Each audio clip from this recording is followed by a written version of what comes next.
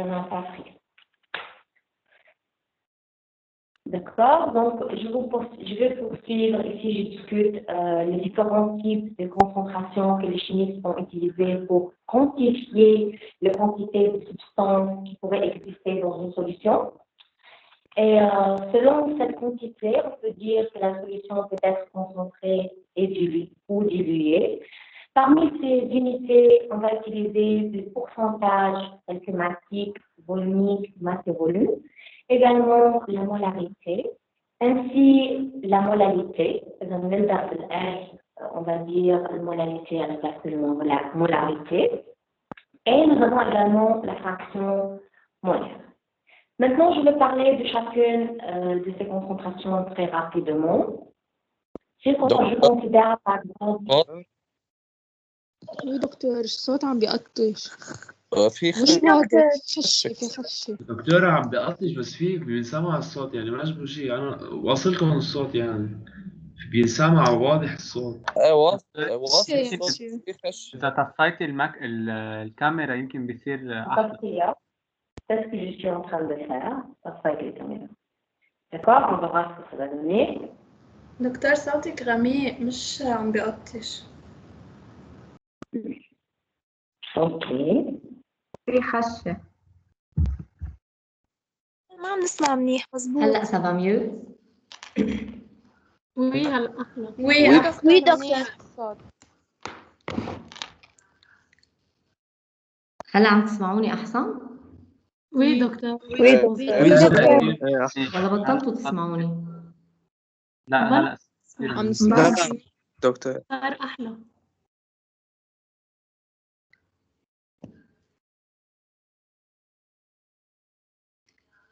سوري بطلتوا تسمعوني؟ وي دكتور عم نسمعك.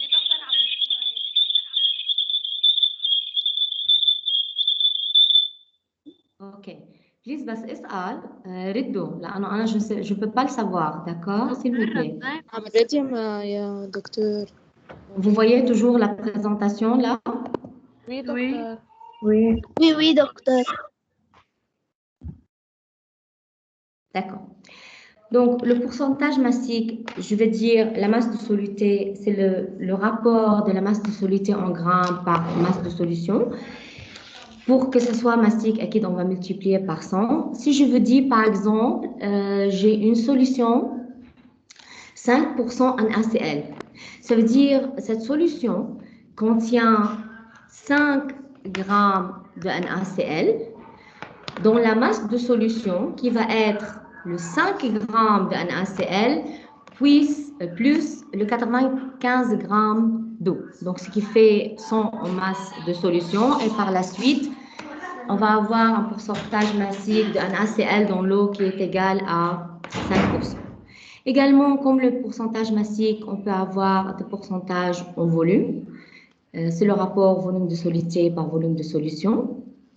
Et on va avoir aussi un troisième type de pourcentage, c'est masse par volume, qui est le masse de soluté. Il faut faire attention, c'est toujours la masse de soluté divisée par le volume ici de solution. Je donne par exemple l'exemple de l'augmentant. On voit sur les médicaments que nous avons parfois, comme ici, 457 mg par 5 ml. Qu'est-ce que ça veut dire ces nombres? Ça veut dire que dans chaque 5 ml de notre médicament l'augmentant, nous avons 457 mg de la molécule active, de l'antibiotique.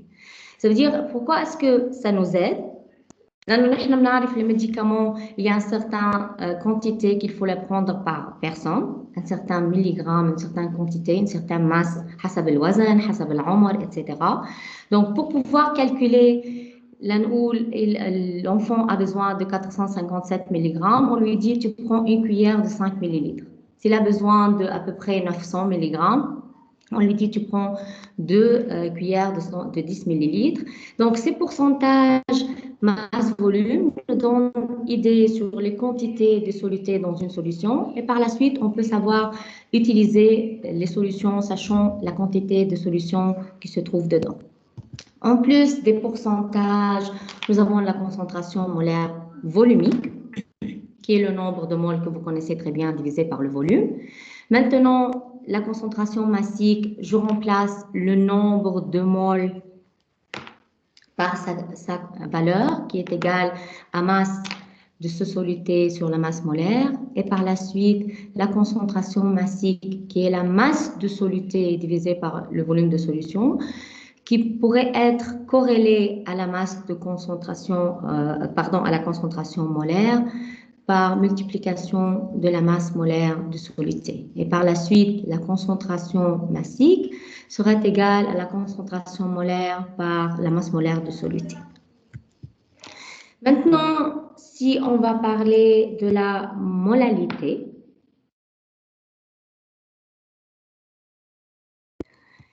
la molalité, c'est le nombre de solutés, nombre de moles de soluté sur la masse du solvant.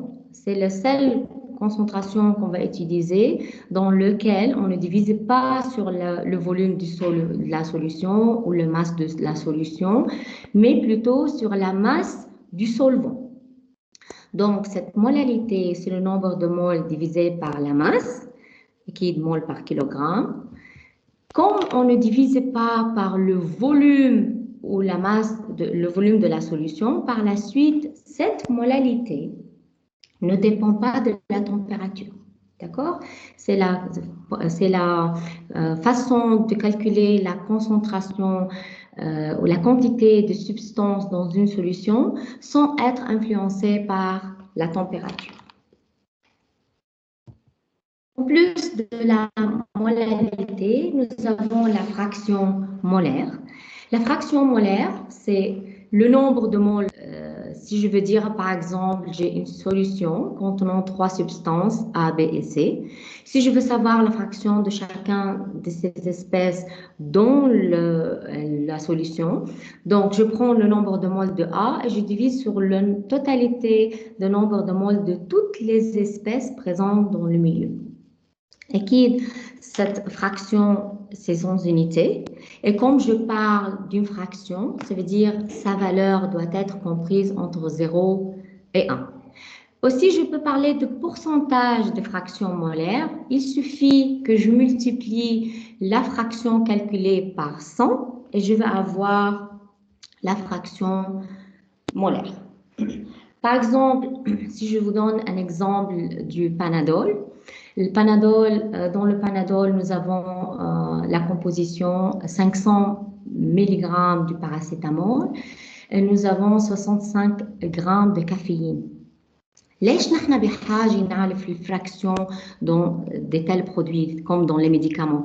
لأنه نحن par exemple il y a des gens qui peuvent pas prendre les caféines أو حتى il y a des gens مثل ما قلنا بالintroduction lorsqu'ils prennent la caféine avec d'autres médicaments ça va empêcher ou ça va diminuer l'efficacité de ces médicaments.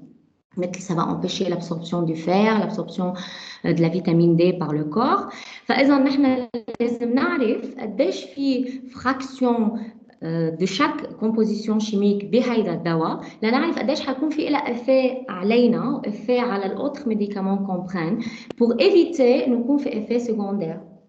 فإذا نحن si je prends le Panadol بلاقي فيه 500 ملغ باراسيتامول وفي 65 غرام كافيين فإذا أنا صار فيني أعمل fraction de chacune de ces espèces. بقدر أعمل fraction تبع الباراسيتامول اللي هي 500 sur 500 plus 65 ou celle de la caféine qui est 65 sur 500 plus 65.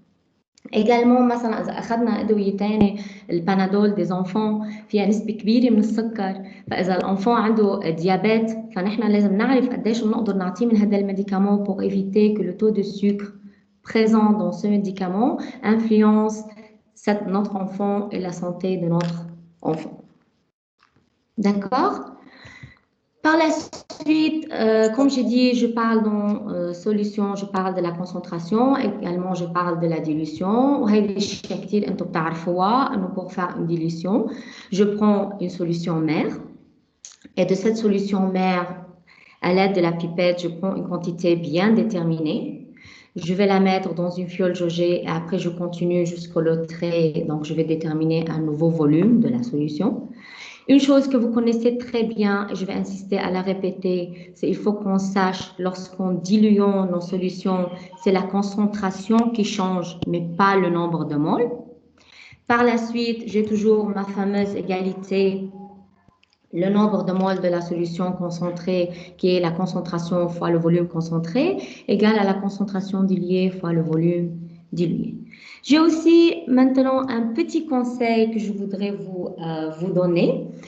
Lorsque vous allez rentrer l'an prochain dans les laboratoires, ou même vous allez partir en médecine ou peu importe, vous allez faire des expériences chimiques, vous allez faire des titrages acido-basiques par exemple, vous allez utiliser des acides dans plusieurs réactions. Il faut faire bien attention que lorsque on va mettre l'acide dans l'eau, on dit c'est bravo. Alors, lorsque je vais mettre l'eau dans l'acide, je dis c'est de la suicide. Pourquoi? En fait, lorsque on met l'acide avec l'eau, il va avoir une augmentation de la chaleur. Cette augmentation de la chaleur peut amener à l'ébullition de l'eau et parfois l'eau va éclaboussurer, ça veut dire حيطرطش علينا مي. فإذا نحن إذا جينا حطينا acide dans l'eau, يعني نحن عم نحط une petite quantité de l'acide dans une grande quantité de l'eau, c'est facile parce que l'autre quantité de l'eau va absorber cette variation de la chaleur. On ne va pas avoir éclaboussure de l'eau et de l'acide. Alors, contrairement, si je mets l'eau dans l'acide, يعني أنا عندي quantité d'acide, je suis d'ajouter l'eau dans cette quantité d'acide petit à petit. فإذا l'acide هي الquantité الكبيرة والماء الquantité الصغيرة. فإذا حيصير في augmentation de la température والماء اللي عم زيدها حتعلى الحرارة تبعها ويصير في évolution ويصير في éclaboussure واللي حيطرطش علينا هالمرة مش الماء حيطرطش علينا acide. C'est très dangereux pour notre santé, pour nos yeux, pour notre peau. On doit faire attention. On va garder dans notre cerveau que l'acide dans l'eau, bravo, ça rime eau, bravo, alors que dans l'eau, dans l'acide, c'est de la suicide. D'accord? Donc, maintenant, j'ai terminé cette petite partie concernant la première partie de l'introduction. Par la suite, je vais maintenant vous donner le lien sur...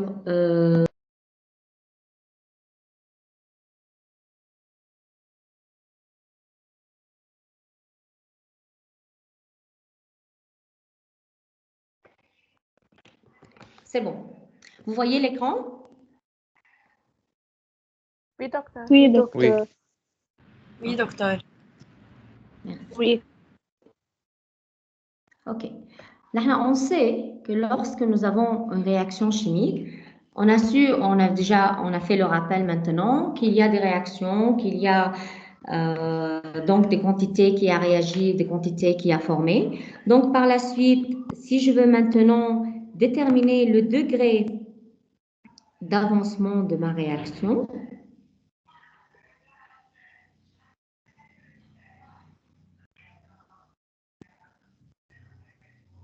je ne vais pas tout écrire en détail, alors je vous ai envoyé quelque chose qui ressemble. Juste, j'explique maintenant, j'essaie une autre méthode. D'accord? Donc, si je considère ma réaction entre les deux réactifs AB qui me donnent C et D, donc, au cours de cette réaction, comme j'ai consommation de réactifs, donc j'ai une certaine quantité de mon A qui a réagi. Donc, si je considère la variation de nombre de moles divisé par la stoichiométrie de ce A, j'ai utilisé le symbole moins pour dire que c'est la quantité qui est consommée. Cette quantité a un certain équilibre dans la réaction, c'est égal à celle de B divisé par son stoichiométrie. Également, nous avons en parallèle la formation de C, donc la variation de nombre de moles de C divisé par sa stoichiométrie, et j'utilise le plus parce qu'ici, il s'agit de formation de produits. Également pour D. Donc, ces variations de nombre de moles divisées par la stoichiométrie de chacune des espèces présentes dans le milieu réactionnel, on va les appeler zeta. Zeta, c'est le paramètre qui décrit l'avancement de la réaction, mais en moles. Donc, je poursuis avec zeta, la variation de nombre de moles, la quantité qui est disparue ou qui a réagi et la quantité ainsi formée. Mais nous, on sait, on utilise plus en chimie de solution les concentrations. D'accord? Donc, je vais essayer de corréler zeta, qui est l'avancement de la réaction en mol, et je vais définir un autre paramètre qui est x. Ce x, c'est zeta divisé par le volume. Donc, zeta, c'est mon avancement en nombre de moles exprimé en moles et le volume en litres. Et par la suite, mon fameux x, ça va être l'avancement en concentration. Maintenant, si je veux regarder à mes nombres de moles, je considère delta Na. Delta Na, c'est le nombre de moles de l'espèce A initialement présent dans la solution, moins le nombre de moles de A au cours de la réaction, à un temps bien défini. D'accord? Ou ce temps pourra être à n'importe quel moment de la réaction où on arrive à l'état d'équilibre. Donc, maintenant, ce delta Na par rapport à zeta est égal à zeta multiplié par la stoichiométrie de l'espèce A.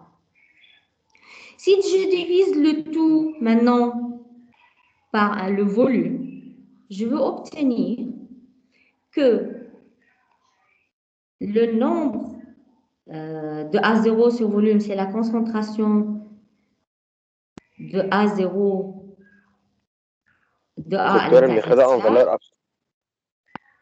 Oui, le moins, je l'ai mis, c'est pour décrire c'est la quantité perdue, mais c'est en valeur absolue lorsque je vais faire le calcul. Donc, A0 moins A est égal zeta A sur V, qui est égal à l'avancement X. Zeta sur V, c'est X, donc ce sera égal à X. Par la suite, donc, la quantité de A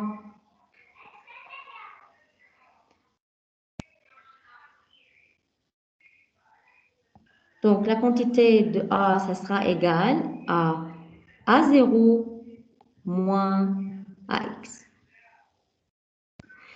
Donc, ça, c'est pour définir zeta, l'avancement en mol, et pour définir X, l'avancement en concentration. Et j'ai appliqué sur une des espèces pour vous montrer comment je corrélais la concentration avec la quantité et l'avancement en concentration. Maintenant, si je reprends l'équation, ma réaction, AA plus BB qui me donne CC plus DD, je vais mettre toutes les espèces à leur valeur. Si je veux dire à l'état initial, nous avons pour A la concentration A0, pour B, j'ai la concentration B0. Ici, lorsque la réaction se déroule, on va arriver à un certain moment à l'état d'équilibre où je vais avoir donc pour A, la quantité de A, c'est la quantité que je viens d'exprimer à l'équilibre. Donc, ce sera la quantité initiale A0 moins AX. Pour B, ça sera B0 moins BX. Pour C, je vais avoir CX parce que ici, j'avais 0 au départ. Et pour les produits, il faut faire attention, c'est la quantité initiale plus la quantité formée, donc c'est 0 plus c'est x. Et pour D, ça sera également dx. Donc ici, j'ai les quantités qui ont réagi et les quantités qui se sont formées. Si je considère à nouveau ma concentration A à l'équilibre, ça sera égal à A0 moins AX. Si je prends A0 comme facteur commun, donc ça sera égal à 1 moins AX sur A0. Et maintenant, ce AX, ce A0, qu'est-ce que ça veut dire? Ça veut dire c'est la quantité qui a réagi divisée par la quantité initiale. Cette quantité ou ce rapport de la quantité qui a réagi sur la quantité initiale, c'est le degré d'avancement de ma réaction. Donc, je définis maintenant le troisième paramètre au cours de cette partie. Donc, j'ai AX qui est divisé par A0, c'est le degré d'avancement de la réaction. D'accord? Donc, c'est la quantité qui a réagi sur la quantité initiale. Et comme c'est un rapport des quantités, donc c'est une fraction partie, donc la quantité réagit, c'est une fraction de la, c'est une quantité de la, pardon, de l'espèce A qui a réagi. Par la suite, alpha, c'est vrai que c'est le degré d'avancement, mais c'est une fraction. Donc, c'est la quantité réagie par rapport à la quantité initiale totale que j'avais de A. Et comme je viens de dire, ou j'ai dit tout à l'heure, que lorsque j'ai dit une fraction, ça veut dire c'est une valeur qui doit être comprise entre 0 et 1. Et aussi, je peux parler du pourcentage de cette fraction. Donc, je peux parler du pourcentage du degré d'avancement ou pourcentage du degré de dissociation. Et c'est un paramètre très important parce qu'il me permet d'avoir une idée sur l'avancement de ma réaction.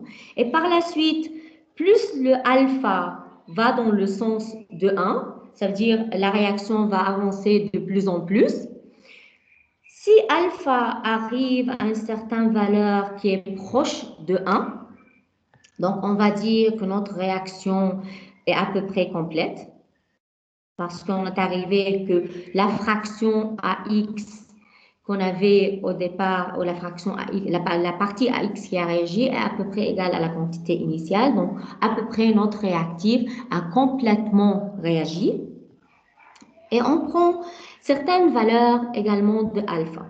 Elle tend à peu près vers alpha, donc c'est une réaction complète. Après, je peux donner des valeurs de ce alpha. Si je dis par exemple alpha égale 0,99, donc je considère le terme, ma réaction est quantitative.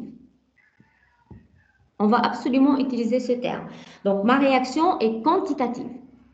Elle est quantitative à combien de pourcentage près? Si alpha est 0,99, combien il me reste pour arriver à 1? Il me reste 0,1. Donc, je peux dire que ma réaction est quantitative à 1% près. D'accord? Ensuite, si je vous dis, par exemple, au cours d'un exercice, je veux dire, j'ai une espèce A. Cette espèce A a une concentration initiale qui est égale à 0,1 molaire. Lors de la réaction, j'ai eu un degré d'avancement de la réaction qui correspond à 20%. Et je vous demande de me calculer ou de me donner la quantité qui a réagi.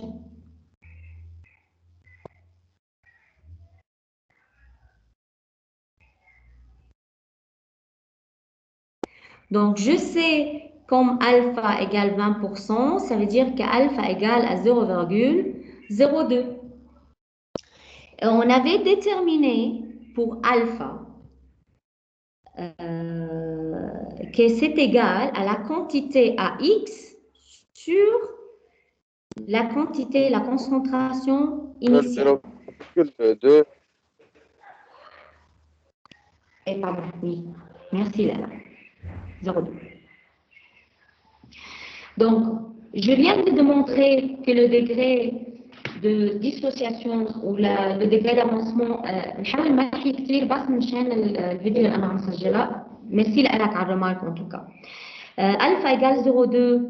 Donc, on vient de déterminer que alpha, c'est la fraction de la quantité qui a réagi فتوت.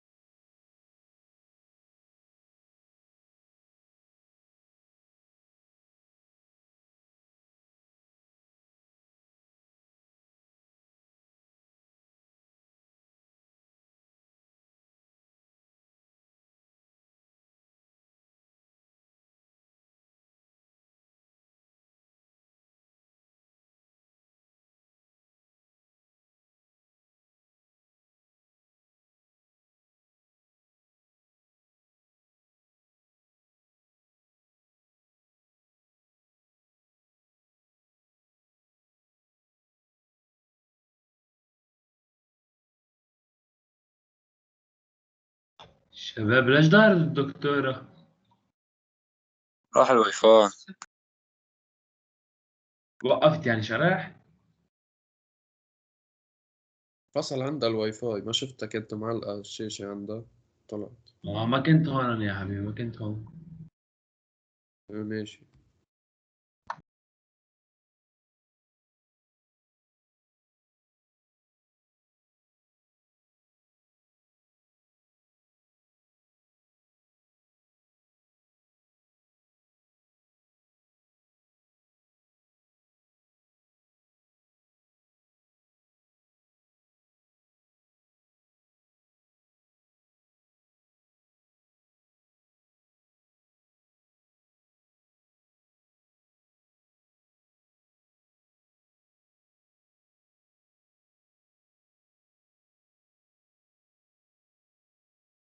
Vous m'entendez là?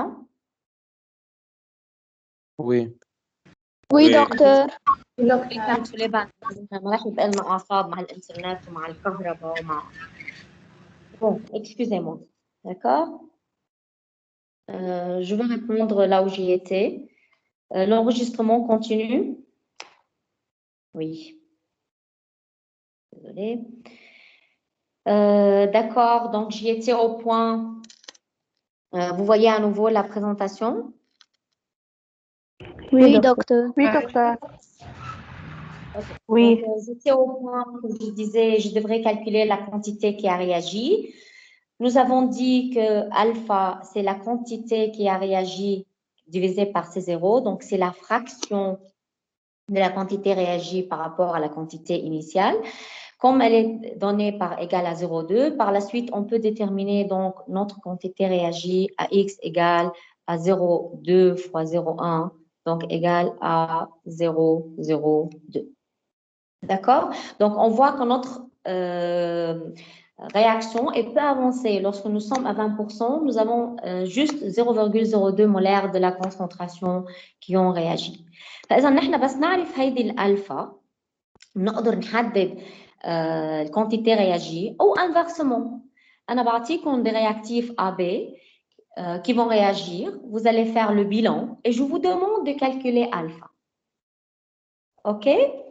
Donc, sur cette alpha, on peut avoir ces deux types de questions. Soit on vous demande de calculer la quantité réagie en vous donnant alpha, soit on vous donne les concentrations et vous faites le bilan et on vous demande de calculer alpha. Maintenant, je vais corréler cette alpha où je vais développer une relation entre alpha et K, la constante d'équilibre de la réaction. Donc, pour développer cette relation entre alpha et K, je vais considérer deux types de réactions que je vais rencontrer au cours de ce cours. Je vais rencontrer des réactions qui vont être de ce type, A plus B qui donne C plus D. Ça veut dire des réactions avec une stoichiométrie 1, 1, 1, 1. Si je considère, par exemple, maintenant que j'ai à l'état initial, j'ai C0 pour A et j'ai C0 pour B. Lorsque cette réaction aura lieu, je vais arriver à l'état final. Je vais avoir C0 moins C0 alpha. ليه C0 alpha؟ ليه C0 alpha؟ لأنه نحن عندنا الألفا هي AX sur C0. الA عندي إياها هون هي 1 يعني X sur C0. Donc ma fameuse X c'est C0 alpha. Donc, on va avoir C0 moins C0 alpha pour A. Pareillement, C0 moins C0 alpha pour B. Et la quantité réagie va passer au produit. On va avoir C0 alpha et C0 alpha. Si j'applique la constante d'équilibre de cette réaction, c'est bien sûr, on a dit pi, c'est la multiplication des concentrations maintenant des produits, divisé par le pi, la concentration des réactifs. Donc, les produits, nous avons C à la puissance 1, multiplié par D, divisé par A et B. Si je mets chaque espèce par sa valeur, je vais avoir C0 alpha au carré, divisé par C0 ici. Si je reviens à mon état final, j'ai C0, 1 moins alpha. Donc, dans ma constante d'équilibre, je vais avoir C0 carré, 1 moins alpha au carré.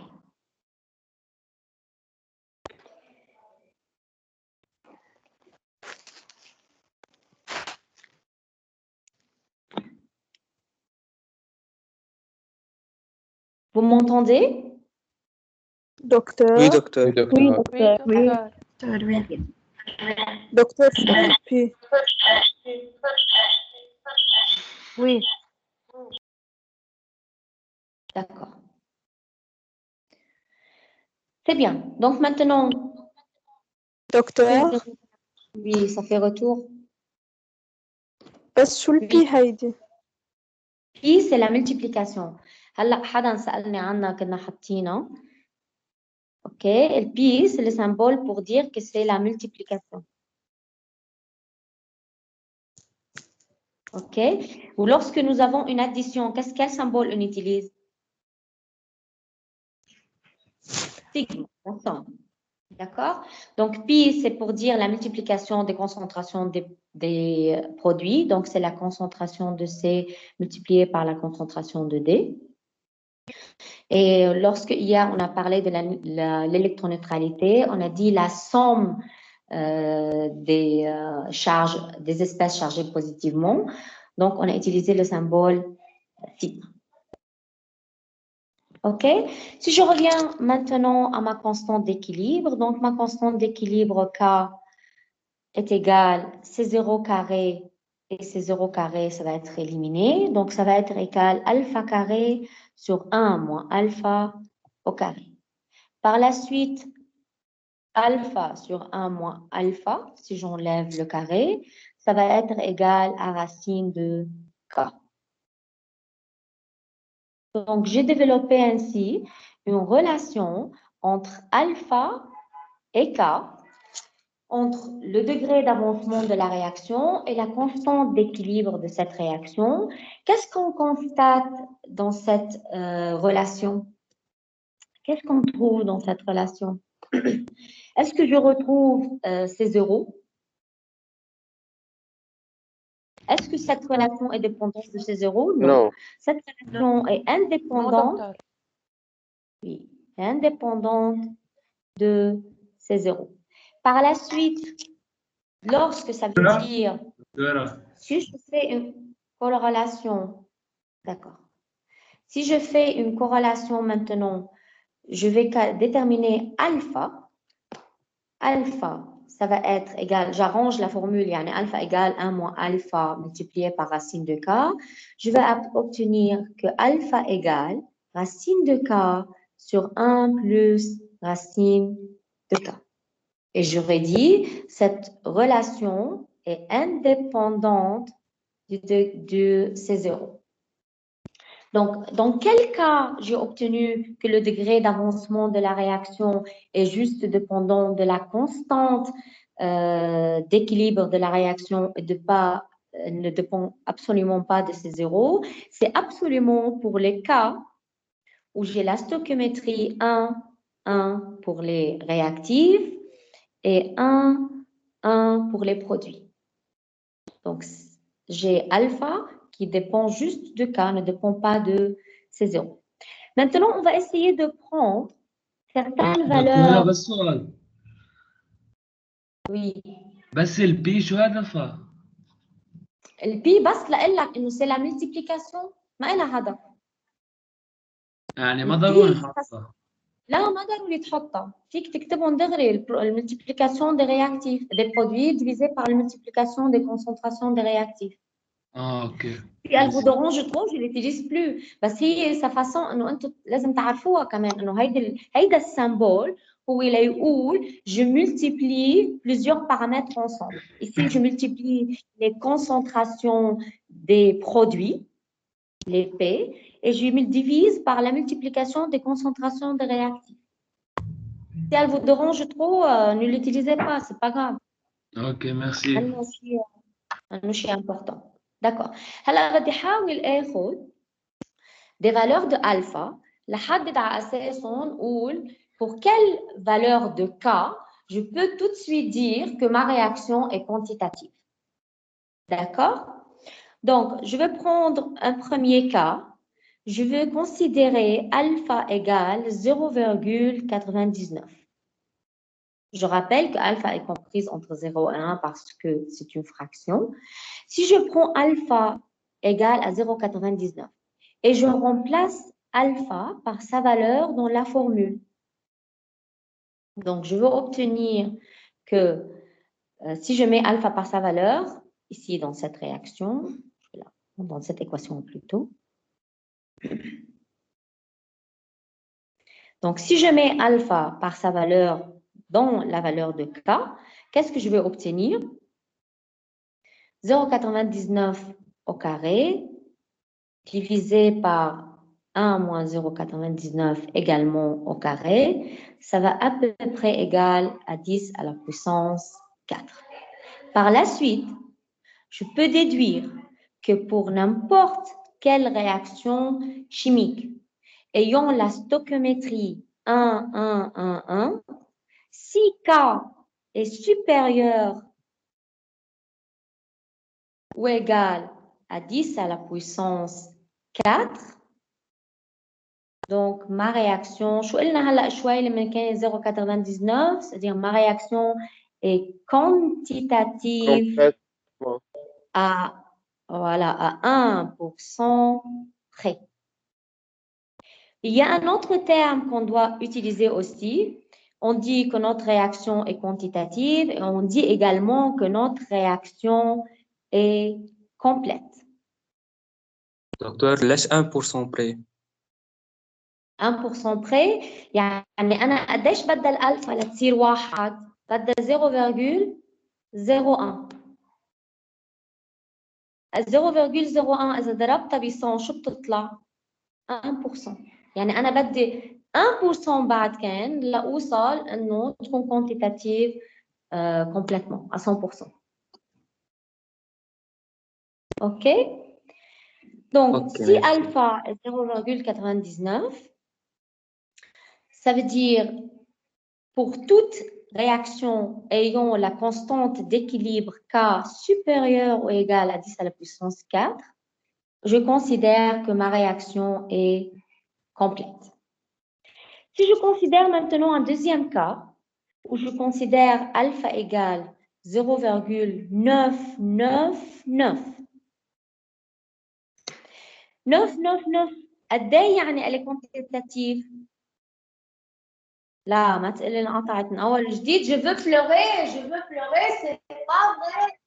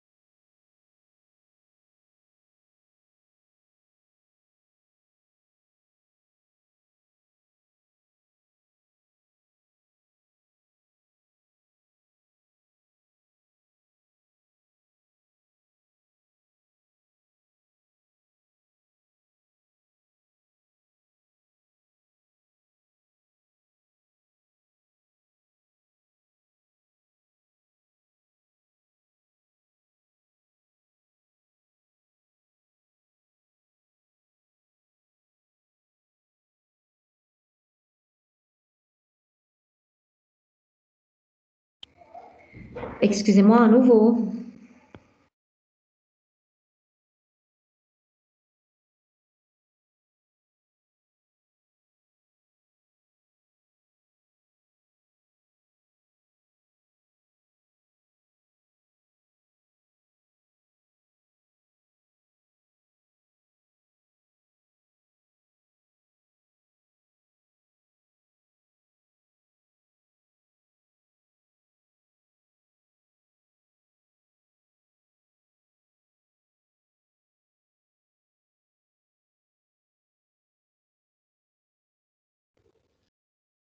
Donc, je redis, excusez-moi, si je considère maintenant le deuxième cas, alpha égale 0,999, ça veut dire ma réaction est quantitative, vous m'entendez, d'accord, à 0,1% près. OK. Oui, docteur. Maintenant, si je remplace comme j'ai fait tout à l'heure, je remplace la valeur de alpha dans K, je vais obtenir une valeur de K à peu près égale à 10 à la puissance 6. Par la suite, lorsque j'ai la stoichiométrie 1, 1, 1, 1, et j'ai K aux alentours au plus grand de 10 à la puissance 6, dans ce cas-là, la réaction est quantitative à 0,1% près. Mais surtout, on va dire que notre réaction est totale. D'accord? Ça, c'est pour le premier cas des réactions. Si nous avons la stoichiométrie 1,1. Je vais considérer un deuxième cas. Lorsque j'ai la stoichiométrie, par exemple, j'ai la réaction A plus B qui me donne C. Et ici, j'ai la stoichiométrie 1, 1, 1. Donc, dans ce cas-là, également, je veux considérer à l'état initial C0, C0.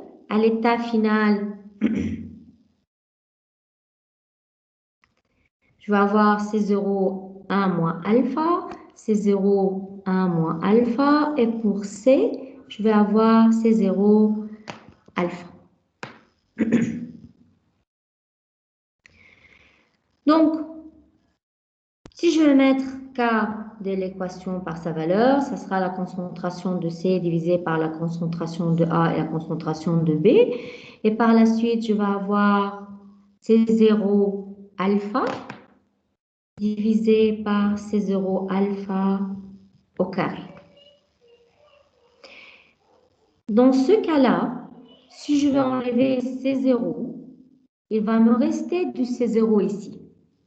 Donc, K à l'équilibre va être égal à alpha, pardon, C0.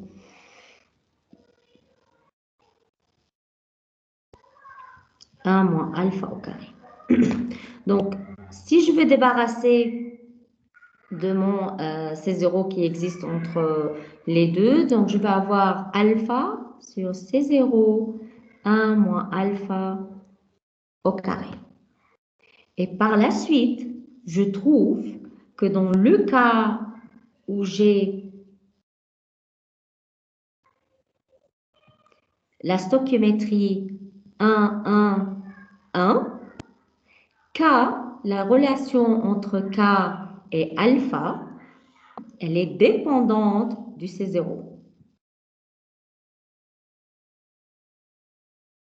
Elle est dépendante de C0. Ça veut dire si je change la concentration de mes réactifs, je peux influencer le degré d'avancement de la réaction.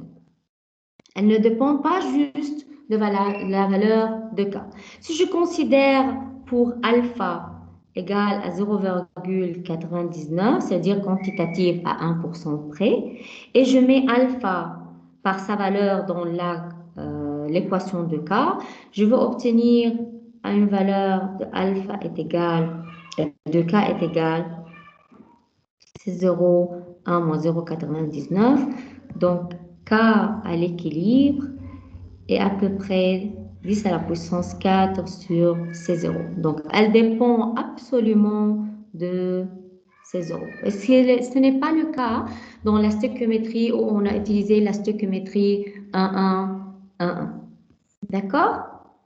Donc, on a vu pour les stoichiométries 1, 1, que la réaction, elle est considérée complète lorsque G alpha égale à 0,99.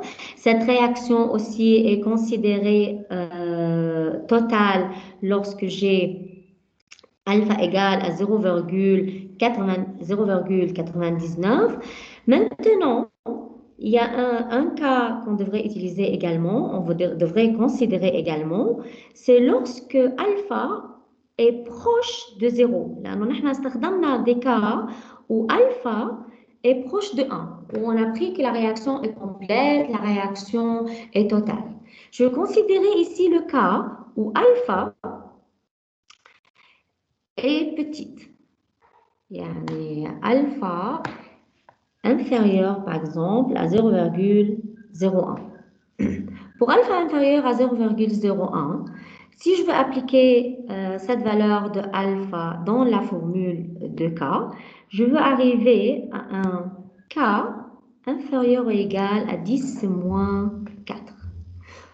Donc, si alpha est inférieur à 0,01 pour une stoichiométrie 1, 1, 1, 1, tout de suite, je peux dire que K inférieur à 10 moins 4 et par la suite, la réaction n'évolue pas du tout.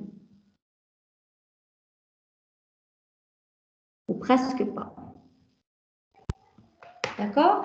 Donc, pour la stoichiométrie 1,1, pour des valeurs, plus je rapproche de 1, plus ma réaction est avancée. Si j'arrive à 1% près ou 1% près, je peux dire soit ma réaction est complète pour 1% près, soit ma réaction est totale pour 0,1% près.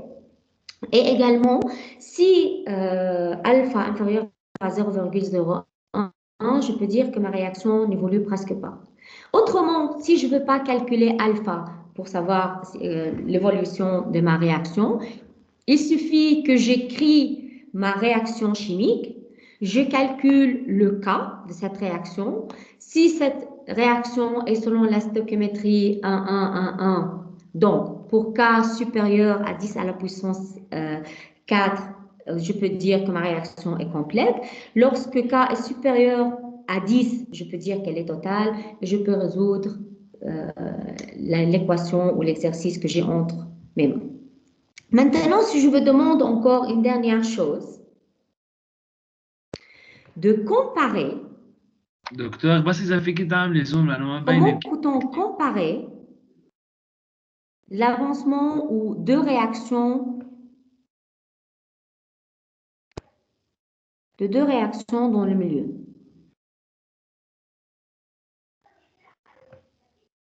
Dans le milieu réactionnel. Comment je peux comparer l'avancement de deux réactions dans le milieu réactionnel? Supposons que j'ai dans un milieu deux réactions A' plus B', il me donne C' plus D'. Ça, c'est la réaction 1. Et j'ai également, je vais l'appeler réaction 2 pour si jamais vous avez comparé avec le cours pour ne pas se tromper. D'accord? Et j'ai également une deuxième réaction A plus B qui donne C plus D. On sait que pour chaque réaction chimique, nous avons une constante d'équilibre. Je vais appeler K' pour l'équation 2 et K pour l'équation 1. Pour que je puisse comparer laquelle de ces deux réactions va passer en premier, laquelle de ces deux réactions va être la plus avancée, la première chose que je dois faire, c'est je dois regarder quelle stoichiométrie elle suit. Donc, 1, 1, 1, 1. Donc, tout d'abord, je regardais quelle stoichiométrie. Deuxièmement, pour que je puisse les comparer, je dois avoir même stoichiométrie. Absolument. Si j'ai donc les deux réactions ayant la même stoichiométrie, par la suite, maintenant, je peux comparer K. D'accord? Si je peux comparer les constantes d'équilibre, je vais trouver que lorsque K, par exemple, est supérieur à 100 fois K', ça veut dire la réaction 1 est la plus avancée. Donc, si j'ai dans mon milieu réactionnel deux réactions qui peuvent avoir lieu, pour que je sache laquelle va passer en premier, laquelle va être la plus avancée, يعني نحن بدي يصيروا par ordre هودي الرياكسيون يعني أنا je dois déterminer l'ordre de mes réactions.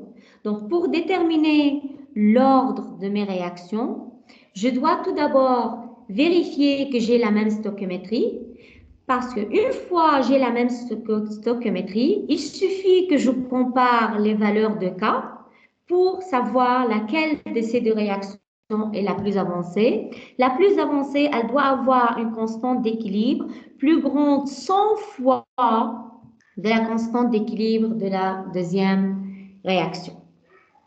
Si les deux réactions n'ont pas la même stoichiométrie, هيدا أول cas, même stoichiométrie. Je considérais un deuxième cas, où A plus B me donne C plus D, c'est la première réaction. Deuxième réaction, j'ai A' plus B' qui me donne C' plus D'.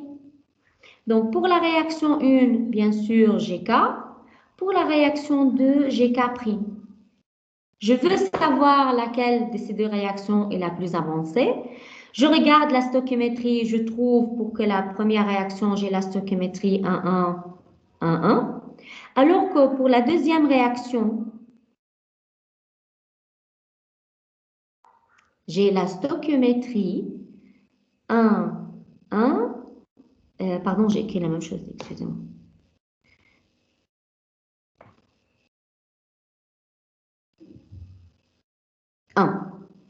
Donc, si je regarde mes deux réactions, la première, j'ai stoichiométrie 1, 1, 1, 1, alors que la deuxième, j'ai stoichiométrie 1, 1, 1. Donc, dans ce cas-là, je n'ai pas de même stoichiométrie.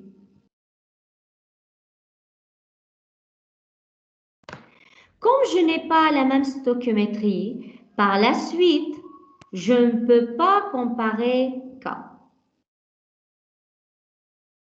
Les constantes de la réaction ne peuvent pas être comparées.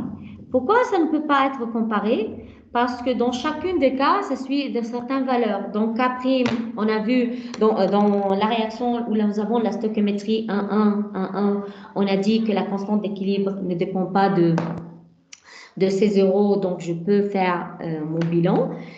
Alors, pour K', ça dépend de ces zéros. Donc, qu'est-ce que je dois faire maintenant pour que je puisse comparer? Vu que je n'ai pas la même stoichiométrie et que je ne peux pas utiliser les valeurs de mes constantes d'équilibre pour les comparer, dans ce cas-là, il faut chercher alpha. On doit chercher alpha. Alpha va nous donner une idée laquelle des réactions va être la plus avancée et laquelle de ces deux réactions va passer en premier. D'accord? Si alpha, pour la réaction où nous avons alpha la plus élevée, ce sera la réaction qui va passer en premier ou qui va être plus avancée.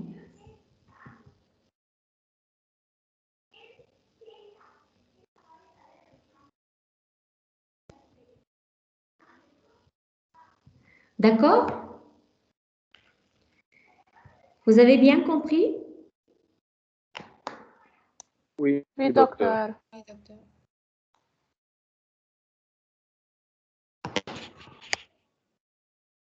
Excusez-moi, je n'ai pas entendu. Quelqu'un qui a parlé, mais je n'ai pas entendu.